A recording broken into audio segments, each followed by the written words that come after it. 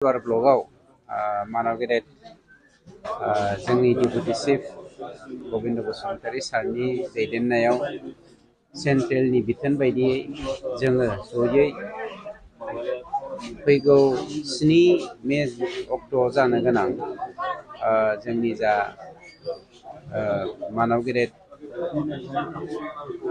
जयन्त बसुमतारीखौ जोङो एमपि हिसाबै दैथायहरदों बिथांनि जानो गोनां बिसायख'थि बे एमपि बिसायख'थियाव जोंनि पार्टिया माबायदि समाजनि गेजेराव थांनांगौ बेखौ लानानै जोङो बेवहाय सावरायनाय जादोंमोन। बाखि खोब पजिटिभ दिनै 100% देरहाहोनायनि लामायाव जों फैखाबाय। ओंखायनो जोंनि माखासे पार्टिफोरनो जोंनि एक्टिभिटिसफोरखौ जोङो मा खालामनांगौ मा खालामा बेखौसो जों फोरमायलायनाय आरो सावरायलायनाय जादों।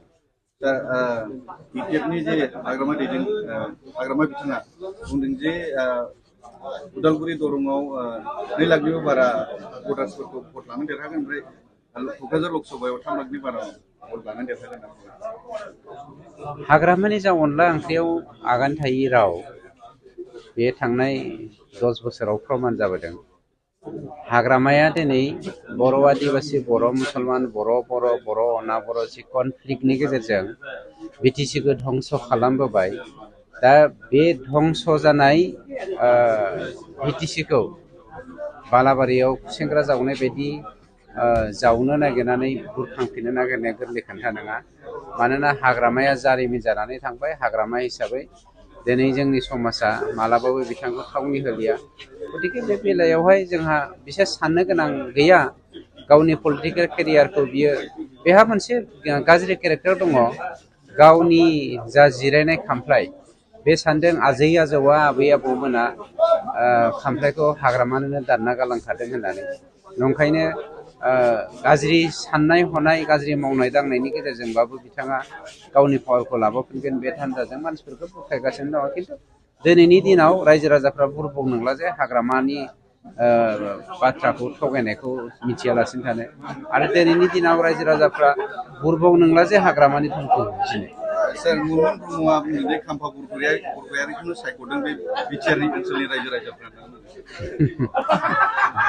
मिनिनो ओंखारो बाथ्राखौ खोनायोब्ला। बाथ्राया बेल' बे खोन्थाखौ खिन्थु आं बेक्तिगत भाबै गनायो। बिपिएफआव लिडार दङ होनबा खाम्फाल'खासै, सोरबा मुनमुन ब्रह्म, सोरबा हाग्रामा महिलारि, बेफोरो फेक्टरानो नंखाया। आरो दिनै खाम्फानि थाखायसो बिपिएफआ थांनानै दङ, हाग्रामानि थाखाय बिपिएफआ थांनानै गैया। गतिके खाम्फाखौ अस्तित्वहीन खालामनो नागिरनाय, खाम्फाखौ फाइनेन्सियेलि बुथारनो नागिरनाय, खाम्फा बिथांनि आफाथालानि जा हा बे हा थालाखौ माने एरखुनानै गारनो नागिरनाय जा नोजोर, बेखौ खाम्फा बिथाङा हाग्रामानि सायाव मोजां बुजिखाबाय। एमपि इलेक्सननि उनाव नायदो, खाम्फाया जेननायाथ' 100% जेनखागोन। गाव मिथिखायो बेस्रा। नंखायनो पार्टिनि बाथ्राखौ एरायनो हायो। बिथाङा टिकेटखौ लाख्लादों। जेखियानो जाया बेनि रिजाल्टखौ एमपि इलेक्सननि उनाव जुन मासनि 4 अक्ट'खालि मोननो हागोन। नोंथांनि बिटिआर सरकारावबो गोबां लाइमोनफोरनो साख्रि होबाय सार, बिथांमोना साख्रि होनो हाया होननानै बुंबाय। आरो बिथांमोना जोंनो होहोनोनो नाजायाखैमोन। मानोना बिथांमोना सेन्ट्रेल सिलेक्सन बर्डनि सायावबो हाइकर्टआव केस होदोंमोन। बेयावबो बिथांमोना गाज्रियैनो जेनदों आरो गोबां केस होदों बिथांमोना। अब्लाबो मोनसेयाव बिथांमोना साक्सेसफुल जानो हाखाया। जेखियानो जायाथों बिथांमोना जेखियानो होनाथों, जोङो दिनैसिम 5,000निख्रुइबो बांसिन मानसिनो साख्रि होबाय आरो गोबां होनो नागिरगासिनो दं। बिथांमोना बखिबाय थाथों। मा